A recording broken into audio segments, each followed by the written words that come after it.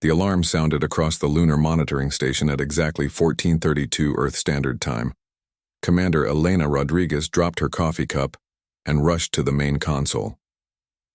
The liquid floated in small drops around the low-gravity room as she pushed past floating chairs and equipment. "What do we have?" Elena asked the technician on duty.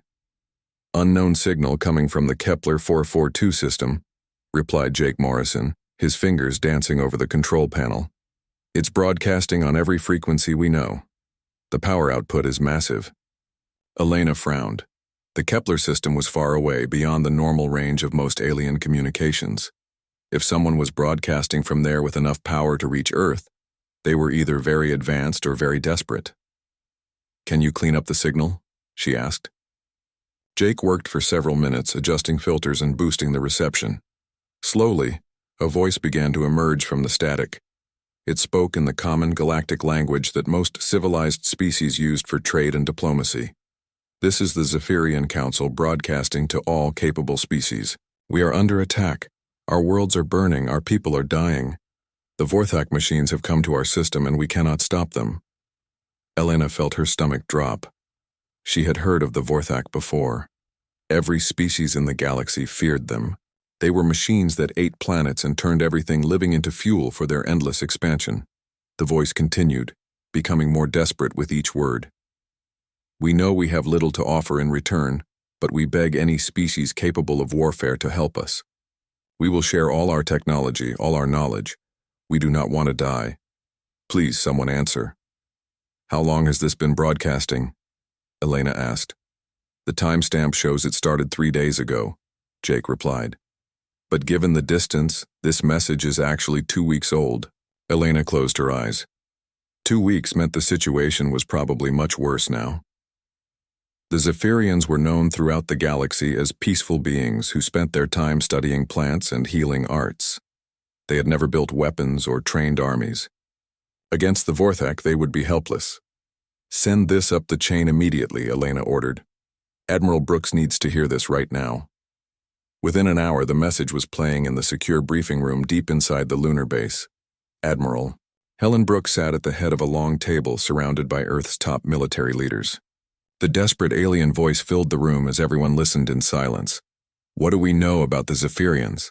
Admiral Brooks asked when the message ended. Dr. Lisa Chen opened her tablet and began reading. "They're a peaceful species from the Kepler 442 system. Population around 12 billion spread across 4 worlds. Their technology focuses on biology and medicine. They've never been in a war. And the Vorthak?" The Admiral continued. Captain Tony Valdez answered this time. "Machine intelligence that started expanding about 50 years ago. They've consumed at least 30 star systems that we know of. No one has ever successfully fought them off." "What about the Galactic Council?"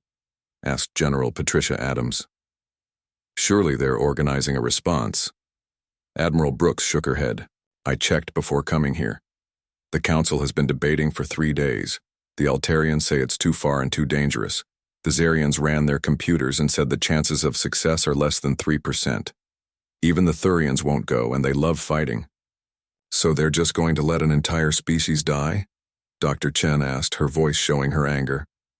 "That's what they always do," Captain Valdez replied bitterly. "Talk and debate while people die. It's happened before." The room fell silent as everyone considered the implications. 12 billion innocent beings were about to be wiped out, and the galaxy's so-called leaders were too afraid to act. Admiral Brooks stood up and walked to the large window that showed Earth hanging in the black of space. The blue and white planet looked peaceful and beautiful, but she knew the truth. Earth was a death world where everything had evolved to survive by fighting. Humans were predators who had learned to cooperate, but they had never lost their edge. "How long would it take us to reach the Kepler system?" she asked. The room erupted in surprised voices. Captain Valdez was the first to speak clearly. "Admiral, you can't be serious. We've only been part of the galactic community for 10 years. We're still considered newcomers. Nobody expects us to handle something like this." "That's exactly why. We should," Admiral Brooks replied without turning around. "Everyone else is afraid because they're thinking like politicians. We're thinking like soldiers. Jake Morrison, who had been quietly working on his tablet, looked up. Using our fastest ships and the new jump drives, we could reach Kepler 442 in about 6 weeks. But Admiral, we'd be going in blind. We don't know how many Vorthak ships are there or what we'd be facing. We know they're machines, Admiral Brooks said, turning back to face the group. And machines think logically. They adapt to known threats and strategies, but they've never faced us. Dr. Chen leaned forward. What are you thinking? I'm thinking that every species the Vorthak have defeated used conventional galactic military doctrine, organized fleets, predictable tactics, rules of engagement. They've learned to counter all of that. General Adams nodded slowly, beginning to understand. But we don't fight like that. Exactly, Admiral Brooks confirmed. We fight dirty. We use tricks and traps and strategies that no civilized species would consider. We're unpredictable because we come from a world where anything that couldn't adapt and surprise its enemies died out millions of years ago. The Admiral walked back to the table and placed both hands on its surface. The Zephyrians asked for anyone capable of warfare to help them. Well, we're very capable of warfare. Captain Valdez looked nervous. Admiral, if we do this and fail, we could lose a significant portion of our fleet. Earth would be defenseless. If we don't do this, Admiral Brooks replied, then we're just another species that talks while innocents die. Is that who we want to be? The question hung in the air. Everyone in the room knew the answer, but saying it out loud meant committing to a course of action that could save or doom both humanity and the Zephyrians. Dr. Chen was the first to speak. The Zephyrians have advanced medical technology. If we save them, they could help us cure diseases that have plagued humanity for centuries. That's not why we should do it, Admiral Brooks said firmly. We should do it because it's right. Jake Morrison closed his tablet and looked up. What about the rest of the galaxy? If we succeed where everyone else was afraid to try, how will they react? They'll either respect us or fear us, General Adams replied. Either way, they'll take us seriously. Admiral Brooks looked around the table at each face. These people had fought beside her for years. They understood what it meant to put everything on the line for others. I need a decision, she said quietly. Do we answer the call? One by one, each person nodded. There was fear in their eyes, but also determination. Humans had always been at their best when protecting others, even at great cost to themselves. Then it's decided, Admiral Brooks said, standing up straight. We're going to war. Within an hour, coded messages were flying to every human military base in the solar system. Operation Dark Horse, humanity's most secret military plan, was now active. Ships began moving in the darkness of space, heading toward a distant star system where machines were destroying everything that lived. The Zephyrians continued their desperate broadcasts, not knowing that help was finally coming. Help from a species that the galaxy had barely noticed, from a world where life had learned to fight back against impossible odds. The Deathworlders were coming, and the galaxy would never be the same. Captain Sam Parker stood on the bridge of the UES Defiance, watching the stars bend and twist as his ship moved through jump space. Around him, his crew worked quietly at their stations. They all knew this mission might be their last, but nobody complained. That was the human way. Jump complete in 30 seconds, announced Lieutenant Amy Watson from the navigation station. We'll be entering the outer edge of the Kepler system. Sam nodded and activated the ship's communication system. All ships, this is Defiance Actual.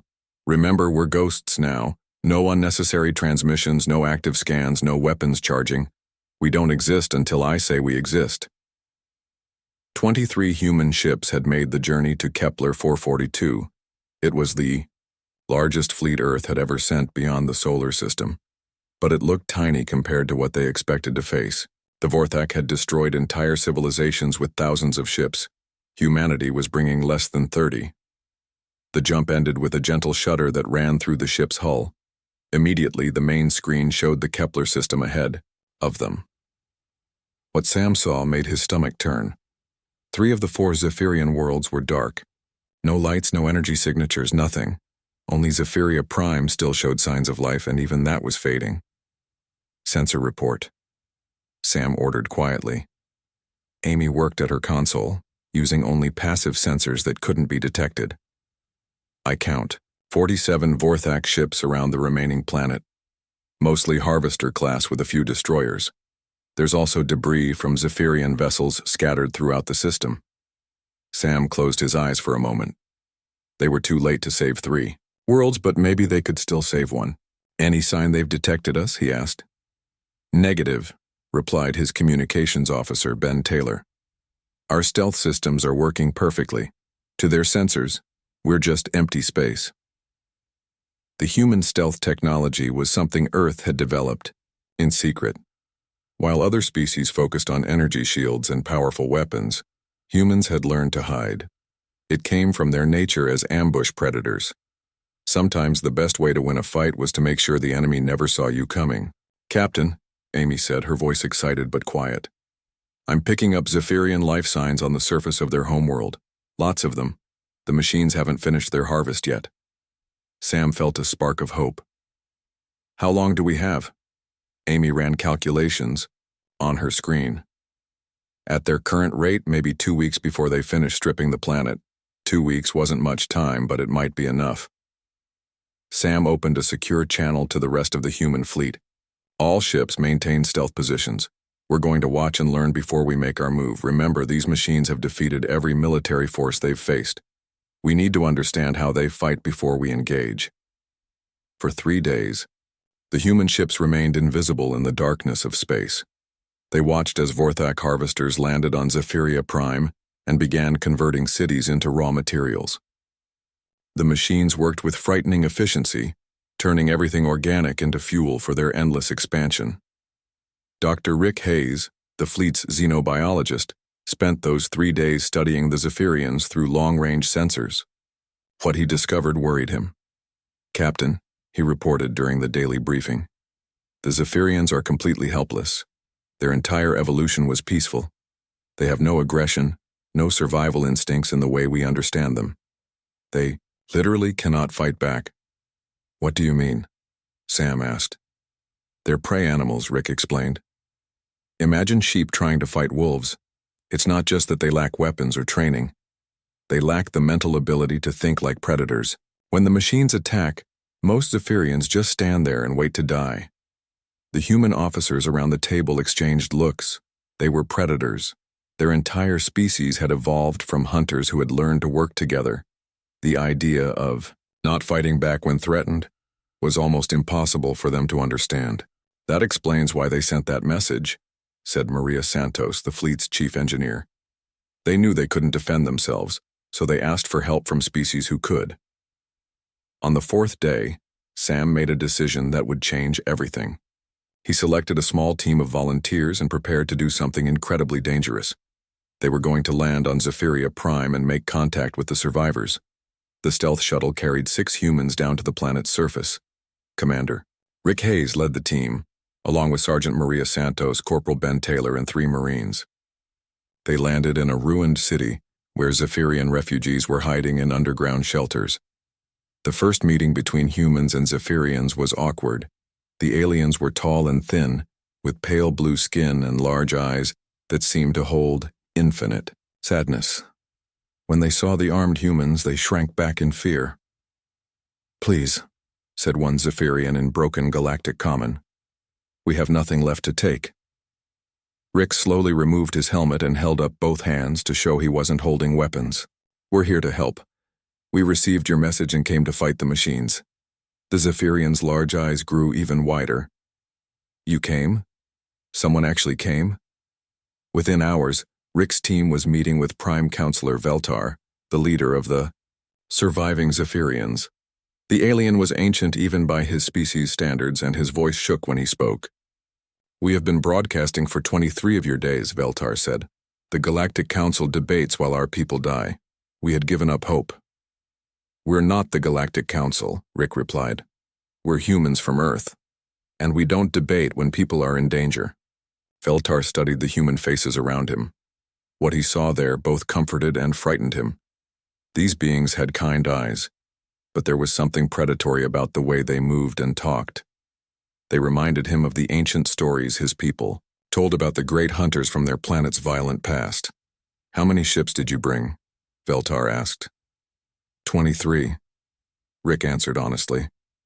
The old alien's face fell. The machines have 47 warships. How can you possibly succeed with so few vessels? Rick smiled, and there was something dangerous in that smile.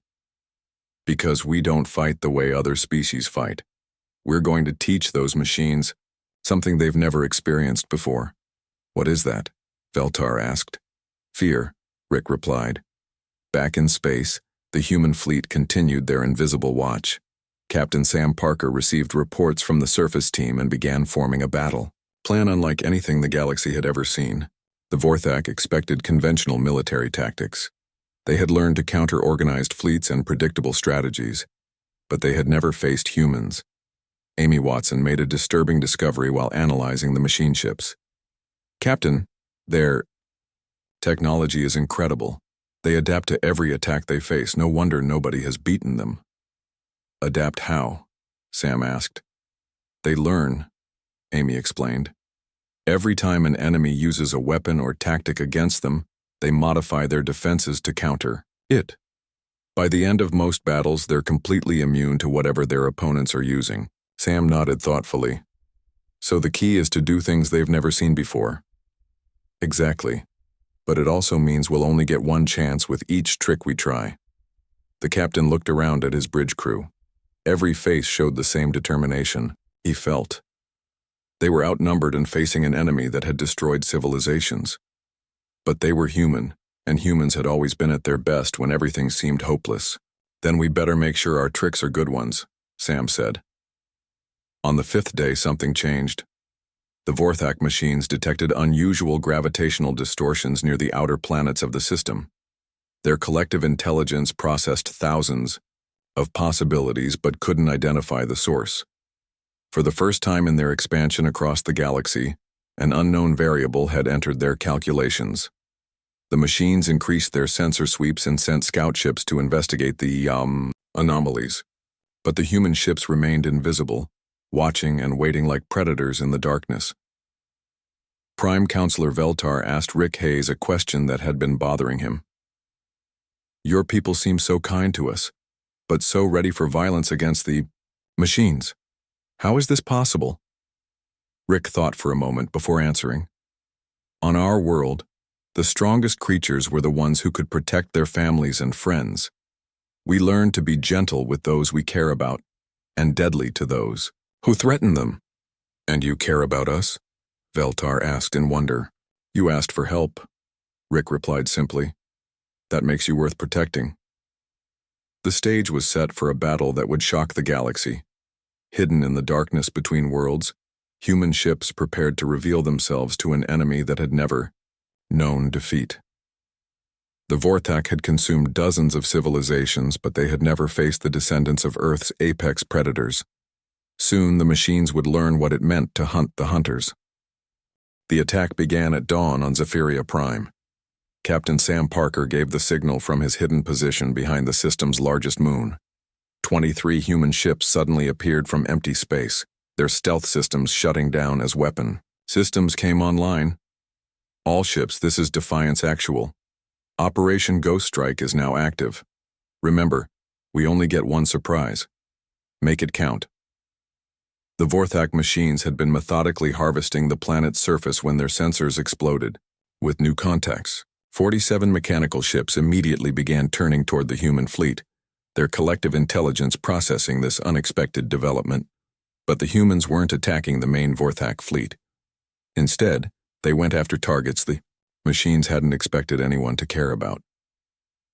Commander Sarah Johnson led 12 fighter squadrons in coordinated strikes against communication relays and sensor platforms scattered throughout the system.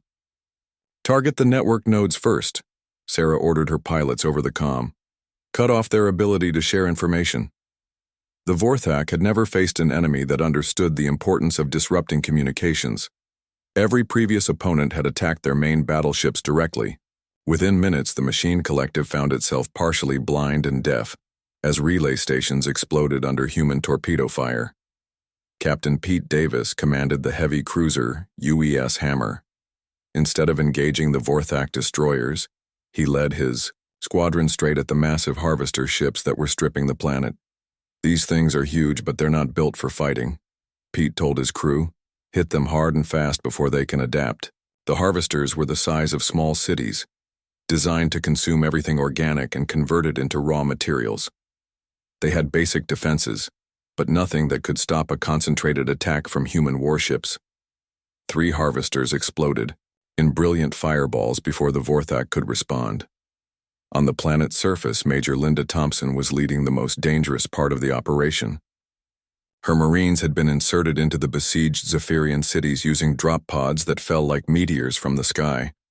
The aliens watched in amazement as human soldiers landed in the middle of active battle zones and immediately began fighting back. Set up overlapping fields of fire. Linda ordered her troops through their helmet communicators. "These machines think in straight lines. We're going to teach them about crossfire." The Vorthak ground units had been designed to counter the defensive strategies of civilized species. They expected organized resistance with predictable formations and conventional tactics. Instead, they found humans fighting from rooftops, sewers, and building ruins using improvised explosives and guerrilla warfare. Sergeant Julie Hayes set up her sniper position in a damaged tower overlooking the main square. Through her scope, she watched Vorthak machines advancing in perfect formation toward a group of Zephyrian civilians. "Not today," she whispered, and began picking off the machines one by one. The mechanical units tried to adapt to the sniper fire by spreading out and taking cover, but when they did, Corporal Danny Foster and his demolition team triggered charges they had planted in the surrounding buildings. The machines found themselves trapped in a kill zone with explosions coming from every direction. Dr. Lisa Chen was aboard the research vessel UES Discovery, analyzing every piece of data the human forces collected during the battle. What she discovered was both encouraging and terrifying. "Captain Morrison," she reported to the fleet commander, "the Vorthak are trying to adapt to our tactics, but they're having trouble. Our strategies are too chaotic for their logical processing." "Jake." Morrison studied the battle displays from his flagship UES Vengeance. The human ships were scattered across the system, hitting targets that seemed random, but were actually part of a carefully planned strategy. "Explain what you mean by chaotic," Jake requested. "Every other species they've fought used organized military doctrine," Lisa replied. "Fleets attack in formation, ground troops advance in lines, tactics follow predictable patterns. But we're fighting like—" She paused, searching for the right words. "Like predators," Jake finished. "Pack hunters who surround their prey and attack from unexpected angles." "Exactly. Their collective intelligence keeps trying to predict our next move, but we don't follow any rules they understand." The battle reached a critical point when the Vorthak finally managed to organize a counterattack. 20 machine warships moved to surround the human fleet, using the same tactics that had destroyed countless civilizations. But Captain Sam Parker had been waiting for exactly this moment. "All ships execute Maneuver Delta. Time to show them what Earth predators really look like." The human ships suddenly scattered in all directions, abandoning any pretense of formation flying. To the Vorthak, it looked like panic and disorder. Their collective intelligence calculated that the enemy was breaking apart and could be destroyed piecemeal. They were wrong. Lieutenant Commander Steve Baker had been waiting in his engineering ship at the edge of the system. When the Vorthak ship spread out to chase the fleeing humans, he made his move. The UES Wrench, disguised as a disabled cargo vessel, drifted close to the largest Vorthak command ship. "Magnetic grapples engaged," Steve reported. "We're attached to their hull." What happened next was something no Vorthak had ever experienced.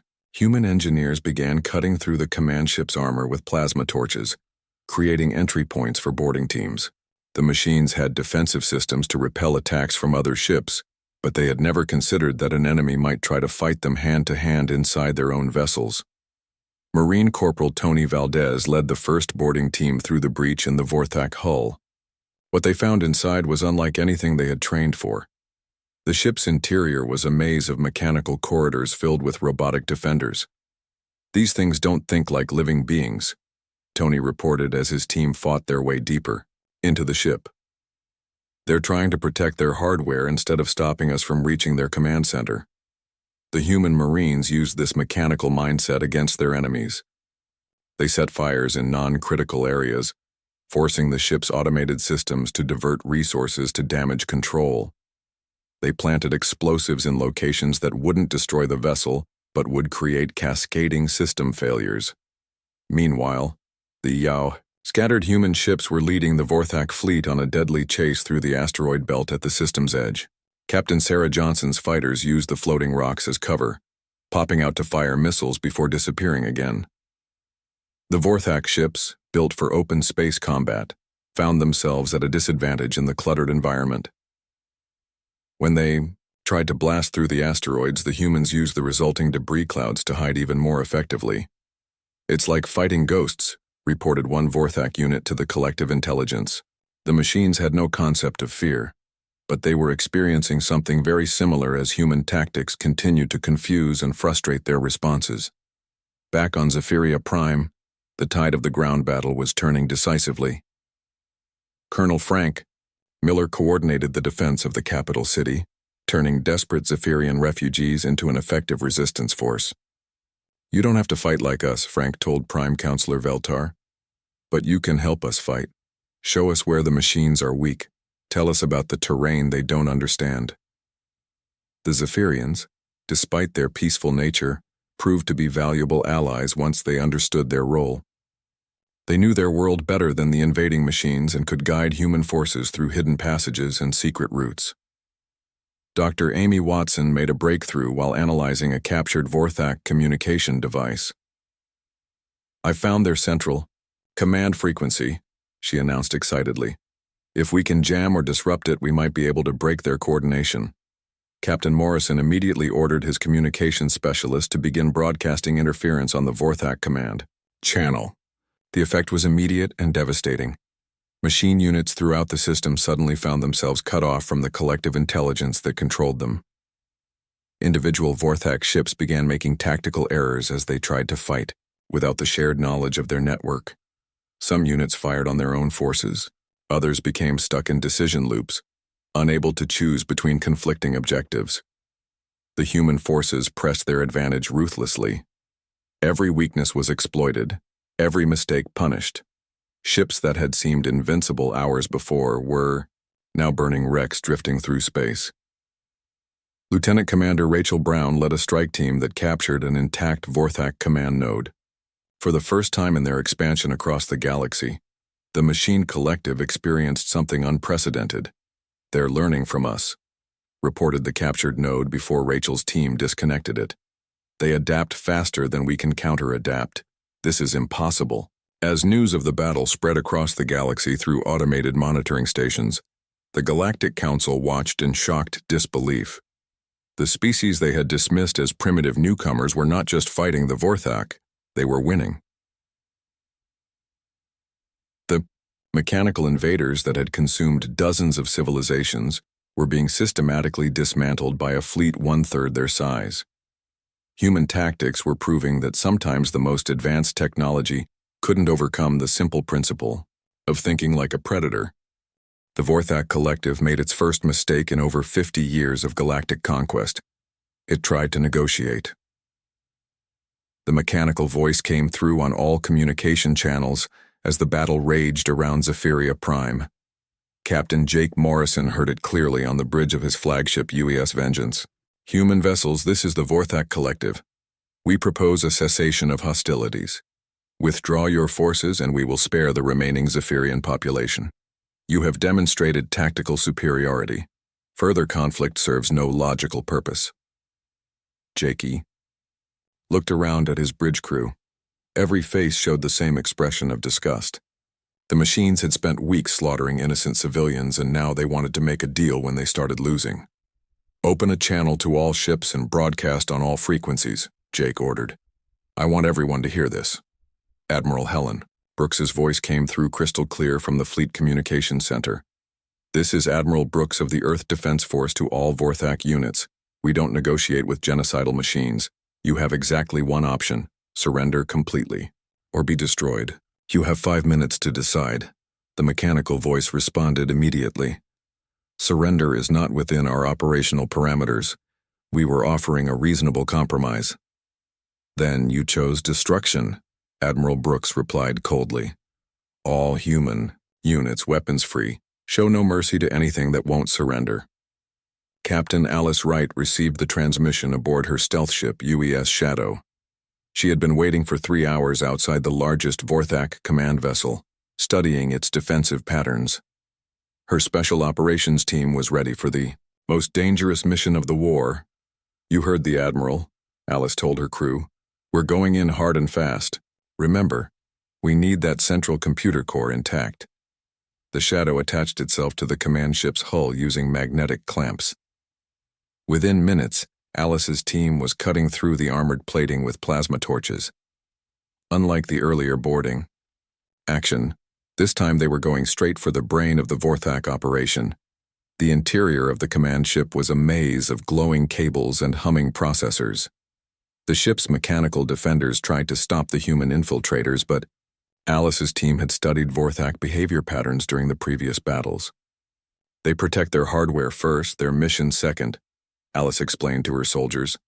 Use that against them. Sergeant Carlos Rivera planted charges on non-critical systems throughout the ship.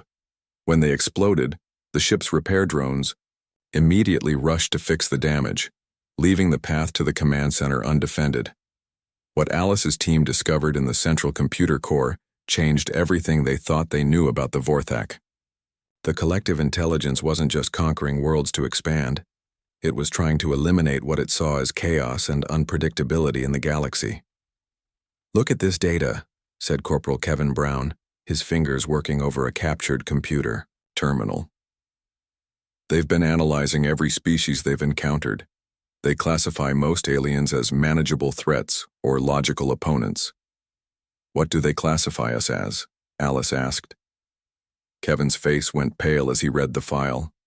Chaotic, destructive, element, primary threat to galactic order, recommended response, immediate elimination of entire species.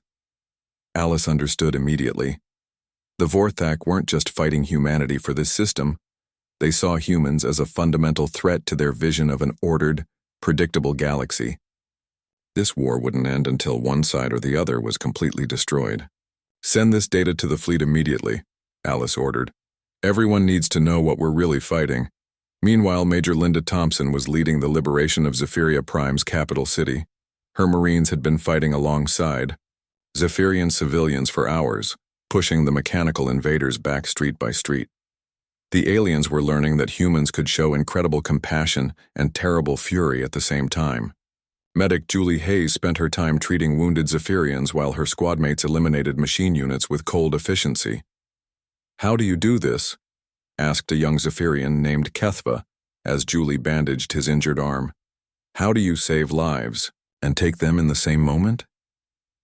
Julie looked up from her work, her hands gentle despite the weapons strapped across her body. Because some lives are worth saving and some aren't. The machines chose which category they belonged to when they started killing innocents.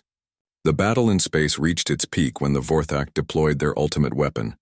A massive ship, larger than any vessel humanity had ever seen, emerged from behind the system's star.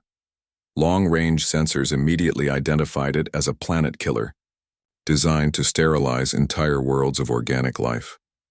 Captain Danny Foster commanded the experimental ship UES Phoenix, equipped with prototype technology that had barely finished testing.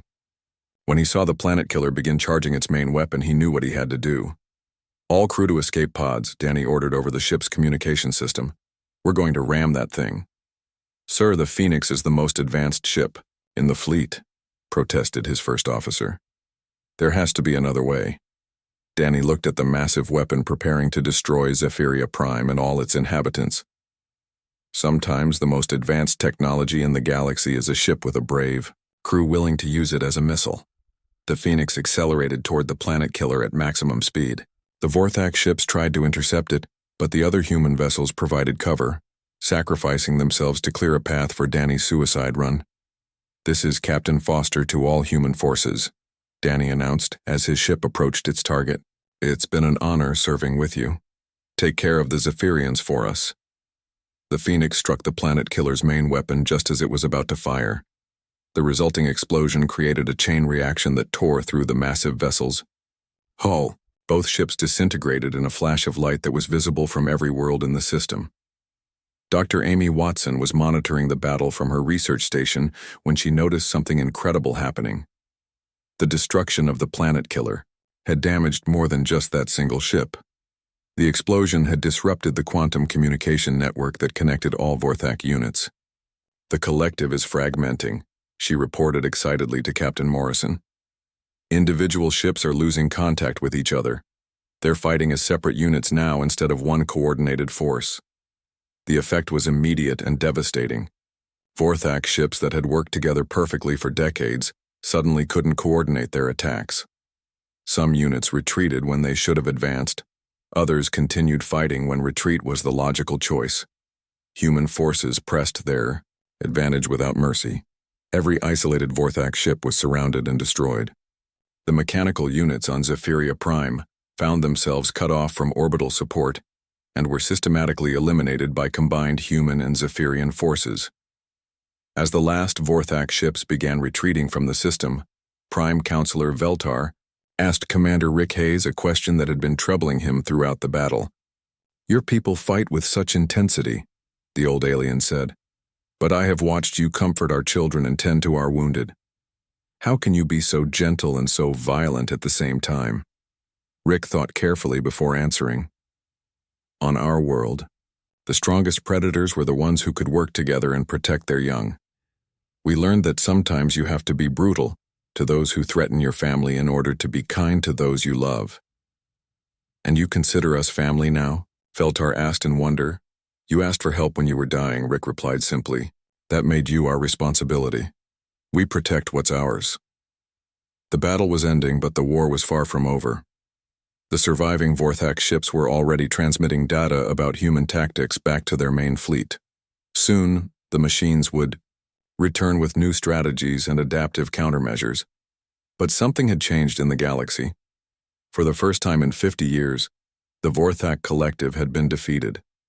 The mechanical intelligence that had consumed dozens of civilizations had encountered something it couldn't understand or control. As news of the victory spread across known space, other species began to take notice of humanity. The newcomers from the small blue world had accomplished what the greatest military powers in the galaxy had thought impossible. The Galactic Council would have to reconsider their opinion of the species they had dismissed as primitive. The humans had proven that sometimes the most advanced technology couldn't overcome the simple principle of refusing to abandon those who needed protection. But the Vorthak were already regrouping, learning from their defeat. They would return stronger and more prepared.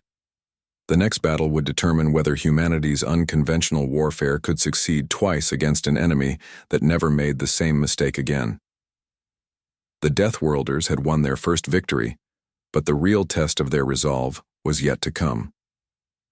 3 months after the Battle of Kepler 442, the Galactic Council chambers buzzed with nervous energy. Representatives from dozens of species filled the Great Hall, all talking in hushed voices about the same thing: the humans. Ambassador Kate Williams walked through the crowd with calm confidence. Behind her came Admiral Helen Brooks and Prime Counselor Veltar, the rescued Zephyrian leader. The sight of them together sent whispers through the assembled delegates. "I still cannot believe it," said the Altarian representative to his aide. "A species we barely knew existed defeated the Vorthak. It should have been impossible." The Zarian delegate's crystalline form shifted colors as it processed the implications. "Our calculations showed less than 3% chance of success, yet they achieved total victory with minimal losses." At the center of the chamber, the council speaker called for order. The ancient being had presided over countless debates, but never one quite like this. "We are here to discuss the human intervention in the Kepler system and its implications for galactic security." Kate stepped forward to address the assembly. Her voice carried clearly through the chamber's acoustic systems. "Honored delegates, humanity did not act for glory or conquest. We acted because 12 billion innocent beings asked for help, and no one else was willing to provide it." Murmurs rippled through the crowd. The Thurian war chief leaned forward in his seat. Your tactics were unconventional. Our military analysts are still trying to understand how you achieved such success. We fought the way our world taught us to fight, Kate replied. Earth is a dangerous place where only the adaptable survive. We learned to be unpredictable because predictable creatures became extinct. Admiral Brooks stepped forward. The Vorthak had adapted to counter every known military doctrine in the galaxy, but they had never faced strategies based on predatory pack hunting and guerrilla warfare. That is precisely what concerns us, interrupted the Zarian delegate. Your methods are so far outside established military theory that they represent a fundamental disruption to galactic order. Kate's eyes hardened slightly. Galactic order failed the Zephyrians. While you debated and calculated, an entire civilization was being murdered. Sometimes disruption is exactly what the galaxy needs. Prime Counselor Veltar spoke for the first time, his gentle voice carrying surprising authority. I have lived for 300 years and seen much of what this galaxy calls civilization, but never have I encountered beings who would risk everything for strangers with no hope of reward. The chamber fell silent as the old Zephyrian continued. The humans could have ignored our plea like everyone else. Instead, they traveled across space to fight an enemy that had never been defeated. They did this not for territory or resources, but because extinction is wrong. Kate nodded and addressed the assembly again. That is why we propose the formation of an interspecies defense alliance, not a conquest force or a political union, but a mutual protection agreement. When any member species faces extinction, the others will respond. The reaction was immediate and mixed. Some delegates looked interested while others appeared skeptical or afraid. The Altarian representative stood up. What would humanity gain from such an arrangement, he asked suspiciously. Partners? Kate replied simply. The Zephyrians have already shared medical technologies that will save millions of human lives. Other species possess knowledge that could benefit everyone. But more importantly, we gain the knowledge that intelligent life will not face extinction alone. Admiral Brooks activated a holographic display showing star charts. We're not asking anyone to become warriors like us. Each species contributes what they do best. The Zephyrians provide medical support. The Zirians handle logistics and calculations. The Altarians offer their manufacturing capabilities. Humanity provides military protection. And if we refuse? Asked the Thurian war chief, though his tone suggested curiosity rather than hostility. Then you refuse, Kate answered. We won't force anyone to join, but the Vorthak are still out there, and they're learning from their defeat. Next time they'll be better prepared. As if summoned by her words, an urgent communication arrived at the chamber. The message was brief, but chilling. Vorthak forces had been detected moving toward Earth itself. The council speaker's face showed alarm. They're attacking your homeworld. How many ships? Admiral Brooks checked her communicator, her expression remaining calm. Initial reports indicate approximately 200 vessels, 3 times what they sent to Kepler 442. Gasps echoed through the chamber. The assembled delegates had seen what 23 human ships could accomplish. Now the Vorthak were bringing a force large enough to overwhelm any conventional defense. We must evacuate immediately, declared the Altarian. No world can survive such an assault. Kate smiled, and there was something predatory in that expression. You're thinking like prey. We're predators, and Earth is our den. The Vorthak are about to learn why you don't attack a Deathworld. Admiral Ryan Clark was already in position when the Vorthak fleet emerged from jump space at the edge of the solar system. Unlike the desperate battle at Kepler 442, this time, humanity was ready. The approaching machine fleet found no panicking civilian ships or hastily assembled defenses. Instead, they encountered something that made their collective intelligence pause in confusion. Earth's orbital space was completely empty. Scanning for defensive installations, reported one Vorthak unit. No ships detected, no orbital platforms, no response to our presence. The collective intelligence processed this information for several minutes. Their analysis of human psychology indicated that the species would defend their homeworld with fanatical determination. The absence of any visible defenses suggested either a trap or complete evacuation. They chose to advance cautiously, spreading their fleet in a standard attack formation. It was exactly what Admiral Clark had hoped they would do. Hidden in the asteroid belt, the moon's shadow, and the upper atmosphere of gas giants, 300 human ships waited in perfect silence. This was the entire Earth Defense Force, including vessels that had been under construction when the Kepler crisis began. But more importantly, Earth's defenses had evolved. The orbital defense grid wasn't built around fixed installations that could be targeted and destroyed. Instead, thousands of automated weapon platforms drifted through space like pieces of debris, each one equipped with advanced targeting systems and powerful weapons. When the Vorthak fleet reached Mars orbit, Admiral Clark gave the signal. All units, execute Operation Home Guard. Show them what happens when you threaten Earth. Space erupted in coordinated violence unlike anything the galaxy had ever witnessed. The automated defense platforms activated simultaneously, revealing themselves as the debris field around the Vorthak fleet suddenly became a sphere of deadly crossfire. The machine ships tried to adapt, but the humans had learned from their previous encounter. Each weapon platform used different targeting algorithms and attack patterns. Some fired traditional missiles while others launched kinetic projectiles or energy beams. The Vorthak collective intelligence couldn't adapt to dozens of different weapon systems operating independently. Captain Monica Lee led the main human fleet in a devastating flanking attack. Her ships emerged from hiding like wolves surrounding a herd, striking at the most vulnerable Vorthak vessels while avoiding their heaviest weapons. The battle lasted only 4 hours. When it ended, the Vorthak fleet was completely destroyed. Not a single machine ship escaped to report back to their collective. In the aftermath, long-range sensors detected something unprecedented. Other Vorthak fleets throughout the galaxy were retreating. For the first time in 50 years of expansion, the machine collective was pulling back rather than advancing. A message was broadcast on all frequencies, originating from the deepest regions of space. Warning to all expanding species. The Deathworlders have emerged. They cannot be conquered, cannot be reasoned with, and will not allow the innocent to perish. Adaptation protocols have failed. Retreat is the only option. Back at the Galactic Council, the assembled delegates watched footage of the battle in stunned silence.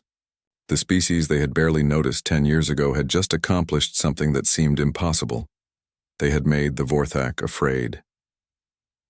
Ambassador Kate Williams addressed the chamber one final time. The offer stands. Join the interspecies defense alliance or face the next crisis alone. But know this, humanity will continue to answer the call when innocent beings face extinction.